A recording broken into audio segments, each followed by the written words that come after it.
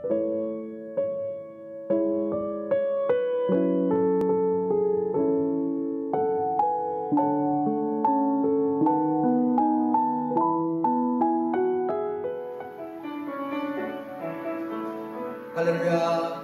수요 예배에 함께 영상으로 예배 참여하시는 분들 주님의 이름으로 축복합니다. 우리 이 시간 함께 비록 영상이지만 이 예배 가운데에 하나님께서 우리 가운데 임재하시고 또 찬양 가운데 또 우리 마음이 뜨겁게 하시고 또 다시 한번 하나님을 바라볼 수 있게 해주심을 제가 굉장히 사모하는 마음으로, 그리고 비록 함께 모여 예배드리지 못하지만 내가 있는 이곳이 바로 하나님께서 원하시는, 기뻐하시는 예배의 장소라는 것을 기억하면서 우리 이 시간 그렇게 하나님 앞에 기도하며 함께 하나님 앞에 나아가겠습니다. 하나님 감사합니다. 이렇게 오늘도 하나님 앞에 예배로 나올 수 있는, 예배자의 모습으로 나올 수 있게 은혜를 내려주시니 감사합니다.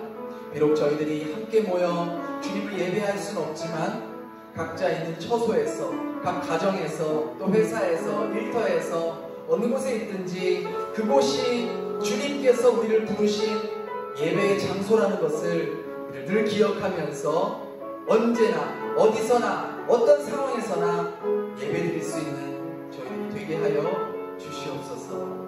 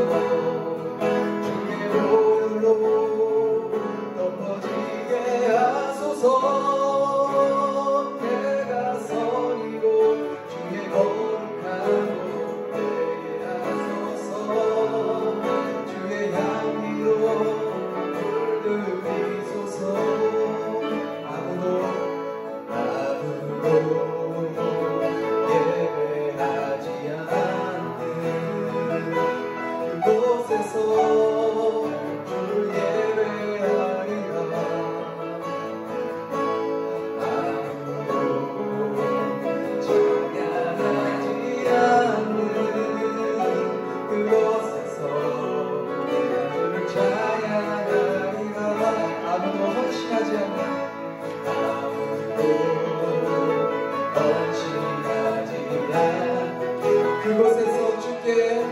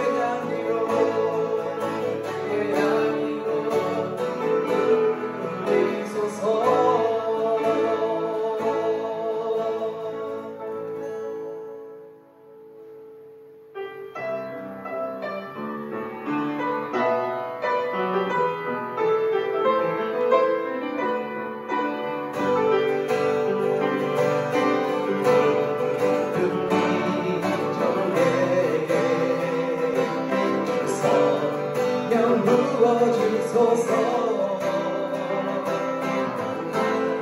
하나님의 백성 주의 말씀 가지고 나와 상주사 주의 비밀 알리소서. 믿사오니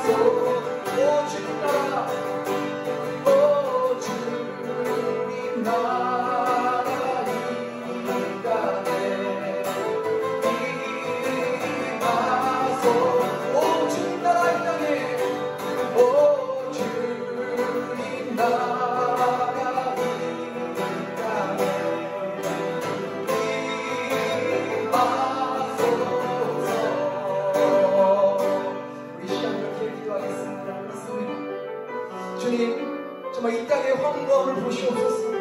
주님, 이 땅의 황무함과 이러한 어려움들이 우리의 죄악 때문임을 주여 깨닫게 하여 주시고, 우리의 죄가 주님 이제 주님 앞에 고백하고 회개할 때에 다시금 주님 저희들을 새롭게 하여 주시고, 주님 다시금 저희들이 새롭게 이 땅에 무너진 기초를 다시 쌓을 수 있는 돈이 우상이 되고, 우리의 자녀가 우상이 되고, 나의 삶의 꿈이 우상이 된 우리들의 우상들을 닫게 보시고, 오직 하나님만을 나의 주인으로, 하나님만을 나의 삶의 산 소망으로 다시 한번 붙잡고 나아갈 수 있게 도와주시옵소서. 주님, 다시 한번 저희들 마음 가운데 영적 부흥의 불길이 타오를 수 있게 하여 주시옵소서. 다시 한번 이 땅 가운데에 하나님의 나라가 우리의 삶을 통해서 임하게 하여 주시옵소서. 주님, 우리의 소망은 오직 하나님뿐임을 다시 한번 고백하며 하나님만을 붙잡고 살아갈 수 있는 저희들이 되게 하여 주시옵소서.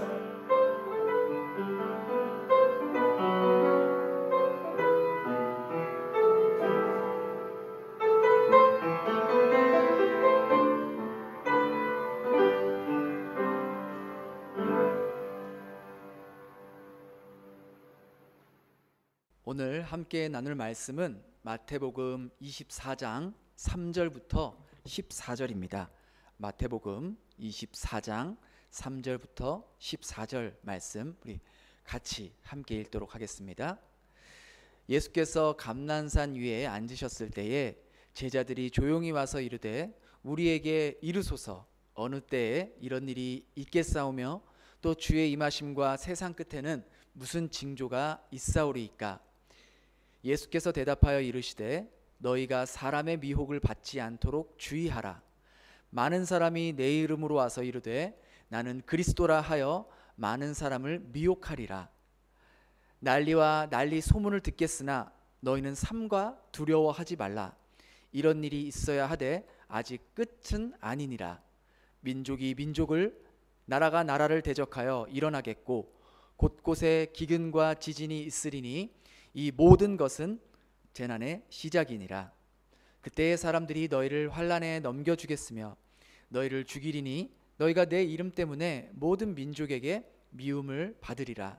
그때 많은 사람이 실족하게 되어 서로 잡아주고 서로 미워하겠으며 거짓 선지자가 많이 일어나 많은 사람을 미혹하겠으며 불법이 성함으로 많은 사람의 사랑이 식어지리라. 그러나 끝까지 견디는 자는 구원을 얻으리라. 이 천국 복음이 모든 민족에게 증언되기 위하여 온 세상에 전파되리니 그제야 끝이 오리라. 아멘. 오늘은 우리가 마지막 때를 살아가는 우리들에게 필요한 것이라는 제목으로 여러분과 함께 말씀을 나누려고 합니다. 최근에 6개월 동안에 일어난 세상의 일들을 뉴스로 이렇게 보도를 듣게 되면은요, 정말 예수님께서 말씀하신 그 마지막 때가 그 말씀하셨던 것들이 지금 굉장히 많이 일어나고 있다는 것을 우리가 피부로 느낄 수 있을 것 같습니다. 얼마 전에 지난해부터 9월부터 무려 5개월 동안 호주의 산불로 인해서 서울의 면적 100배에 달하는 그러한 엄청난 산림들이 불에 타서 무려 5억 마리의 그 야생 동물들이 희생되는 그런 참사가 일어났죠. 이 일로 인해서 그 남극의 온도가 순간 그 20도까지 올라가서 그 남극의 빙산들이 녹아내리고 또 갑자기 이상 기온의 현상들이 일어나게 되었던 것이죠. 또 그런가 하면은 3개월 전에 그 아프리카 에티오피아와 또 케냐에서 이 메뚜기 떼들이 창궐하여서 모든 그 식물과 곡식과 모든 그런 농작물들을 다 먹어치우고 황폐화시키는, 그러한 농작물도 초토화시키는 그러한 일들이 일어났습니다. 그 메뚜기 떼들이 이제 아프리카와 이제 중동을 거쳐서 이제 파키스탄까지 왔다 그러고, 이제 그 메뚜기 떼들이 이제 중국까지 올 수 있다라는 그 전망을 듣게 되었던 것이죠. 또 그런가 하면 지난 1월에는요 필리핀에서 화산 폭발이 일어났죠. 그래서 이 화산 폭발로 인해서 전 주민 대피령이 선포되는 그러한 일들이 일어났었고, 또 지난 2월에는 터키에서 6.8도의 강도 높은 지진이 일어나서 수천 명의 피해자들이 일어나고 수만 명의 사람들이 순식간에 자신들의 보금자리를 잃게 되는 그러한 참사가 일어난 것이죠. 그리고 가장 최근에 일어난 재앙이 무엇입니까? 그렇죠. 바로 이 코로나 바이러스. 이 코로나 바이러스로 인해서 지금 전 세계에 무려 220만 명이나 되는 감염자가 생겼고요. 사망자 수만 15만 명에 달하는 엄청난 재앙이 일어나게 되었던 것입니다. 처음에 이 코로나 바이러스가 처음에 생겼을 때는 비록 이 확진이 빨라져서 감염도 잘 됐지만 이 사망률이 높지 않다는 이유로 그렇게 많이 걱정하지는 않았었는데, 이 코로나 바이러스가 유럽과 미국으로 이제 이동하면서 이 바이러스가 변이되면서 사망률도 높아지고, 이제 그 미국이나 유럽에서는 사망률이 무려 11%까지 올랐다라는 그런 통계를 보면서 이 코로나 바이러스의 10명 중 1명은 사망한다는 그러한 통계를 보고 참 걱정이 되었습니다. 그런데 제가 지금 말씀드린 이 수많은 재앙들과 재난들은요 옛날 이야기가 아니에요. 고작 6개월 사이에 일어난 일들을 제가 말씀드린 겁니다. 그리고 제가 지금 말씀드린 거는 전 세계에서 더 많은 일들이 일어났는데 그 중에 대표적인 것만 말씀드린 것이지 사실은 빙산의 일각밖에 안 된다라는 것이죠. 우리는 이런 재난과 재앙들을 보면서 공포에 사로잡히고 두려워하고 있는데, 오늘 본문에 보니까 예수님께서 이렇게 말씀하십니다. 24장 8절에 보면은요, 이 모든 것은 재난의 시작이다. 이 모든 것은 재난의 시작에 불과하다라고 그렇게 말씀하시는 것이죠. 그러면서 이 마지막 때에 일어날 일들에 대해서 계속해서 말씀하시는데, 우리 9절부터 10절 한번 같이 읽겠습니다. 시작. 그때에 사람들이 너희를 환난에 넘겨주겠으며 너희를 죽이리니 너희가 내 이름 때문에 모든 민족에게 미움을 받으리라. 그때에 많은 사람이 실족하게 되어 서로 잡아주고 서로 미워하겠으며. 이걸 보면서 아직 우리는, 지금 우리가 살아가고 있는 이 시대는 재난의 시작 단계밖에 오지 않았다라는 것을 우리는 알 수 있어요. 본격적으로 마지막 때에 나타나게 될 현상들이 너희들이 나를 믿는 것 때문에 너희들이 미움을 받게 되고 서로 잡혀갈 것이며 심지어는 목숨까지 잃게 될 것이라고 예수님이 말씀하십니다. 우리 중에 지금까지 우리가 신앙생활한다고 신고받은 적 있습니까? 내가 예배 드리러 간다고 해서 막 나를 고발하고 내가 감옥에 들어간 적, 아직까지 우리는 그런 적이 없잖아요. 물론 지금이야 우리가 코로나 바이러스 때문에 이 사회의 그런 어떤 건강을 위해서 모임을 자제하는 것이지만, 보통 평상시 때에 내가 예배를 드리러 간다고 또 예수님을 믿는다고 고발당하거나 신고를 당하지는 않잖아요. 그런데 우리가 똑같이 사는 이 시대에도 지구 또 다른 편에서는 예수님을 믿는다는 이유만으로, 신앙생활 한다는 이유만으로, 예수님의 이름으로 모임을 갖는다는 이유만으로 그들은 사회에서 쫓겨나가고 두들겨 맞고, 또 심지어는 이웃들이 그것을 고발하고, 또 심지어 가족들이, 부모가 자녀를 고발하고 자녀가 부모를 고발하는 그러한 일들이 지금 우리가 살아가고 있는 이 21세기 시대에도 몇몇 국가에서는 일어나고 있다는 것이죠. 그런데 이것이 이제 마지막 때가 될수록 이런 일들이 비일비재할 것이고, 이제 우리들에게도 그러한 일들이 일어날 것이라고 우리 예수님은 말씀하시는 것이죠. 우리는 아직까지는 그러한 상황을 겪진 않았잖아요. 그렇기 때문에 아직 재난의 중간도 못 가고 이제 시작인 거예요. 그렇기 때문에 이 재난의 시작 단계밖에 오지 않았다는 것을 알 수 있는 것이죠. 또 12절에 보니까 불법이 성함으로 많은 사람의 사랑이 식어진다라고 말씀하셨습니다. 아직 재난의 시작임에도 불구하고 우리 사회가 얼마나 불법이 만행한지 우리가 굳이 말하지 않아도 뉴스만 틀어도 우리는 쉽게 불법이 행해지는 것을 볼 수 있습니다. 정치 분야에서, 경제 분야에서, 심지어 종교 분야에서까지 이런 불법들이 자행되고 만행되는 것들을 우리는 어렵지 않게 볼 수 있다라는 것이죠. 정말 이런 코로나 바이러스가 창궐하고 심각해지는 상황을 악이용해서 어떤 사람은 마스크를 폭리하고 또 비싸게 팔고 그렇게 빼돌리고 이러한 정말 어떻게 보면 생명이 왔다 갔다 하는 이러한 문제를 가지고도 그들은 악이용해서 자신들의 돈주머니를 챙기기 위한 그런 불법이 만행하는 것을 우리는 어렵지 않게 볼 수 있다라는 것이죠. 제가 며칠 전에 우리 아이들과 함께 여기 스카이 가든 위에를 이제 산책을 하러 나왔는데 오랜만에 예전에 알고 있었던 지인을 오랜만에 만나는 그러한 일들이 있었습니다. 그래서 그분과 이렇게 이야기하면서 어떻게 지내시냐, 요즘을 잘 지내시는지 또 뭐 자녀 얘기도 하고 그러면서 자연스럽게 제가 교회는 나가시냐고 이렇게 여쭈어봤어요.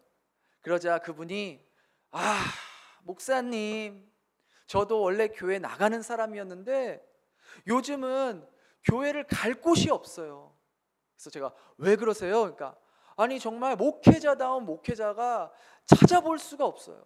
저도 여기서 이 지역에서 한인교회들 몇 군데 다녀봤는데 정말 무슨 말을 하고 있는지 그 목사님이 도대체 복음을 말하고 있는 건지 아니면은 자기의 이야기를 하고 있는 건지 알아들을 수가 없다라고 그렇게 저한테 하소연하면서 이야기를 하고 정말 갈 곳이 없습니다. 교회 갈 곳이 없어요. 라고 이야기하는 것을 들었습니다. 제가 끝까지 그분의 이야기를 쭉 들어주고 그러시냐고 맞다고 참 요즘 이렇게 목회자들이 정말 더 문제라고 그렇게 이야기를 하면서 우리 교회 와보셨냐고 하니까 아직 우리 교회는 아직 와보시지 않으셨대요. 그래서 제가 최근에 말씀 전한 영상을 이제 그분께 보내드리면서 저희도 부족하지만 그래도 복음 전하고 또 전도하는 교회로서 세워나가려고 노력하고 있습니다. 그래서 한번 말씀 들어보시고 또 코로나 기간 끝나면 만약에 오시고 싶은 마음이 드시면은 오셨으면 좋겠습니다 하고 그렇게 이제 영상을 이제 카톡으로 보내드리고 이렇게 헤어졌어요. 근데 그분과 제가 헤어지고 난 후에 참 마음이 뭐라 해야 될까 씁쓸하더라고요. 정말 많은 성도님들이 이러한 마음을 가질 수도 있겠구나. 정말 내가 마음이 갈급하고 내 영혼을 채워줄 수 있는 그 말씀을 듣고 싶은데 정말 우리가 핸드폰만 키면 유튜브에 얼마나 많은 목사님들의 설교가 있습니까? 어떻게 보면은 그 설교의 홍수라고 하는 이 시대에 정말 마실 물이 없어서 정말 생수가 없어서 갈급해하고 갈증을 느끼며 메마름을 느끼는 그러한 성도님들이 많이 계시겠구나. 내가 정말 하나님 말씀을 준비할 때에 더 많이 기도하고 더 정말 그 영혼의 생수를 채워주기 위해서 더 하나님 앞에 엎드리면서 말씀을 준비해야겠구나라는 그러한 생각을 하게 되었습니다. 마치 목자 잃은 양과 같이 어디로 가야 될지 쉼을 얻을 수 없는 수많은 잃어버린 양들의 영혼들을 주님께서는 아마 마음 아파 보고 계실지도 모른다라는 그 마음이 저에게도 들더라고요. 이처럼 불법이 비일비재하니까 서로를 믿지를 못하는 거예요. 서로를 믿지를 못하니까 서로 마음을 열지를 않습니다. 마음을 열지 않으니까 혹시라도 내가 마음을 열었다가 상처받을까 봐 마음의 문을 꼭꼭 걸어 잠그고 살아가는 거죠.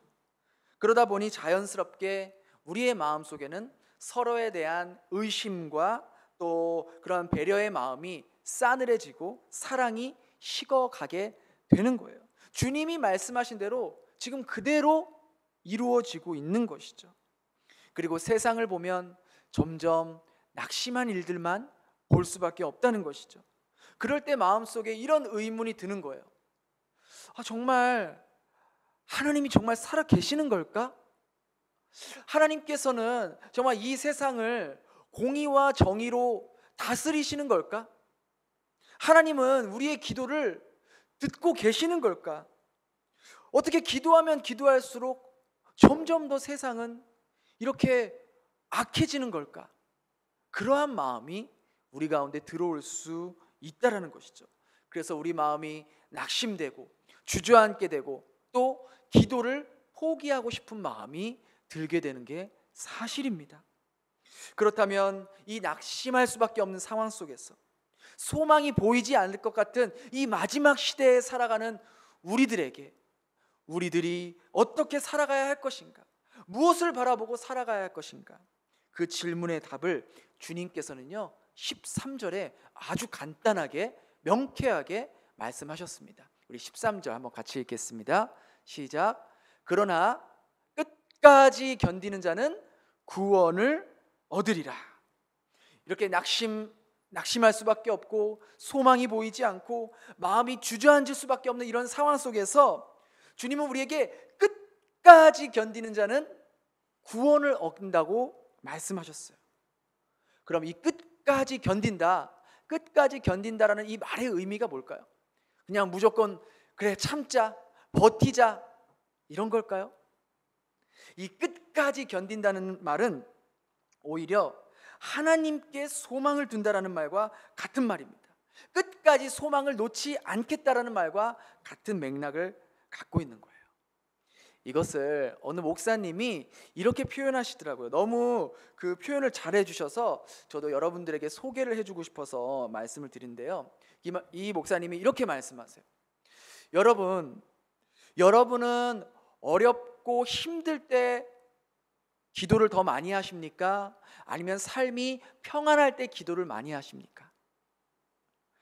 문제가 있고 어려움을 만나고 힘든 상황 때 기도를 더 많이 하세요? 아니면 문제가 해결되고 이제 삶이 좀 평안해지고 여유로워질 때 기도를 많이 하세요? 그러면 거의 10이면 9 아니면 10이면 10 어렵고 힘들 때 더 기도를 많이 하게 되고 또 삶이 조금 평안해지면은 아무래도 기도를 덜 하게 돼요. 그렇게 이야기를 합니다. 그러면 한 가지 더 질문할게요. 여러분은 몸이 아프고 힘들 때, 어려움이 있을 때에 밥을 더 많이 드십니까? 아니면 삶이 평안하고 문제가 없을 때 밥을 더 많이 드십니까? 그러니까 어렵고 힘들 때는 밥을 더 잘 챙겨 드세요? 아니면은 좀 평안할 때 밥을 더 잘 챙겨 드세요? 여러분은 어떠세요? 먹는 밥은 힘들 때나 평안할 때나 다 챙겨 먹어요. 그쵸? 왜?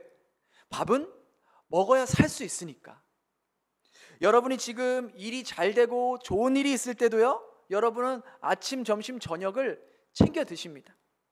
여러분이 삶이 어렵고 문제를 만나고 답답한 일을 만날 때도 여러분이 뭘 드시느냐에 따라서 달라질 것 뿐이지 그래도 끼니는 거르지 않는다고요. 어렵고 힘든 일이 있어서 입맛이 없어도 라면을 먹든 물에 밥 말아 먹든 먹는다고요. 왜? 밥을 먹어야 살 수 있기 때문에, 먹어야 사니까. 힘들든 안 힘들든 어려운 일을 만나든 안 만나든 밥은 먹는다고요. 근데 왜 기도는 힘들고 어려울 때는 더 하고 힘들지 않고 삶이 평안할 때는 덜 하냐라는 것이죠. 기도가 뭡니까? 기도는 영혼의 호흡이라고 말하지 않습니까? 그런 영혼의 호흡은 생명과 연결되어 있잖아요. 그런데 그런 기도를 우리는 힘들고 어려울 때는 더 하고 삶이 평안하고 좀 느긋해지면은 안 한다는 게, 그렇게 기도를 하게 되면은요 우리의 기도가 낙심될 수밖에 없어요. 우리 하나님의 자녀들의 기도는요, 다른 종교에서 말하는 기도같이 그 하나님의 힘을 빌려서 내가 원하는 것을 얻는 것이 아닙니다. 물론 어떤 긴급한 또 어떤 필요가 있을 때 우리가 기도를 하고 또 어려움과 내가 지금 정말 간절하게 급하게 필요한 것을 기도할 때는 하나님이 또 응답을 해 주세요. 그런데 문제는 우리는 너무 우리들 자신에게 삶이 초점이 맞춰져 있다는 거예요.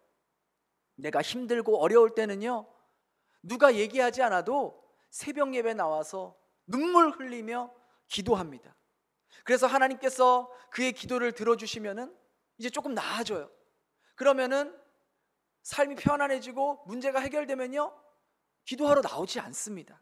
그러다가 또 다시 문제가 생기면 또 엎드려 기도하고 눈물 흘리고, 또 삶이 편안해지면 다시 기도하는 것이 게을러진다라는 것이죠. 이렇게 기도하는 것은요, 내가 필요한 것을 얻기 위해, 즉 하나님의 힘이 필요한 거예요. 하나님이 필요한 게 아니라 하나님의 힘을 빌려서 내가 원하는 것을 얻기 위한 수단이라고 생각한다라는 것이죠. 그렇게 기도를 하면은 우리는 쉽게 낙심할 수밖에 없다는 거예요. 그러하기에 낙심하지 않고 기도하기 위해서는 우리가 하는 그 기도 내용 중에 내가 중심이 아니라 바로 하나님이 중심이 되어야지만이 우리가 낙심하지 않고 계속해서 기도할 수 있다는 거예요. 기도란 나는 하나님을 바라고 있습니다. 나는 하나님이 없으면 소망이 없습니다. 하나님이 내 생명의 근원이십니다. 제가 어려운 시기에도 기도할 수 있는 것은 이 어려운 시기를 통해서 반드시 하나님이 하실 일이 있기에 믿기에 제가 기도합니다. 제 삶이 평안할 때도 기도할 수 있는 것은 내 삶의 평안의 이유가 내가 가지고 있는 돈이나 내가 다니고 있는 직장이나 내가 누리고 있는 삶의 환경 때문이 아니라 하나님으로 인하여서 내 삶이 평안하기 때문에 하나님께 기도할 수 있는 것들입니다. 내가 가지고 있는 돈, 내가 가지고 있는 안정된 삶, 내가 가지고 있는 직업, 사업, 이러한 것은 하나님이 언제든지 한순간에 날려버릴 수 있다는 것을 알고 있기에, 그리고 이러한 것들이 내 삶의 평안을 책임져 주지 못한다는 것을 알고 있기에 내가 이러한 것들에 소망을 두지 않고 오히려 그것을 주실 수 있는, 언제든지 걷어가실 수도 있고 주실 수도 있는 그 하나님을 바라보며 내가 살아갑니다라는 그러한 기도가 있을 때에 우리 참 평안이 우리 가운데 이루어질 수 있다라는 것이죠. 하나님만이 내 삶의 소망이 되기 때문에, 하나님만이 내 삶의 피난처가 될 수 있기 때문에, 하나님만이 내가 의지할 수 있는 그러한 요소가 될 수 있기 때문에 하나님께 소망을 두며 살아가겠습니다라고 고백할 때에 그것이 바로 우리의 기도가 되어야 할 줄 믿습니다. 주님이 말씀하신 이 끝까지 견디는 자, 이 끝까지 견디는 자라는 것은요, 어떤 상황이 벌어진다 할지라도, 즉 세상 뒤집어지는 일이 일어난다 할지라도 나는 하나님을 바라봅니다. 나는 하나님을 믿습니다. 하나님이 일하시는 것을 조금도 의심하지 않고 하나님만을 바라보겠습니다라고 고백하는 사람이 바로 끝까지 견디는 자라고 말할 수 있다는 것이죠. 그러면 무슨 근거로 우리가 이렇게 기도할 수 있을까요? 무엇이 우리로 하여금 하나님께 소망을 두며 살아가는 동력이 될 수 있냐라는 것이죠. 그것은 우리 하나님은 우리가 전혀 예측할 수 없는 방법으로, 상상할 수 없는 방법으로, 생각지도 못한 방법으로 일하시는 분임을 믿고 있기에 우리가 그 하나님께 소망을 둘 수 있다라는 것이에요. 지금 어떠한 일이 일어난다 할지라도 하나님은 언제든지 이 상황을, 이 판세를 뒤집어 엎으실 수 있는 그러한 능력을 갖고 계신 분임을 우리가 믿고 있기에 바로 우리의 소망을 하나님께 둘 수 있다라는 것이죠.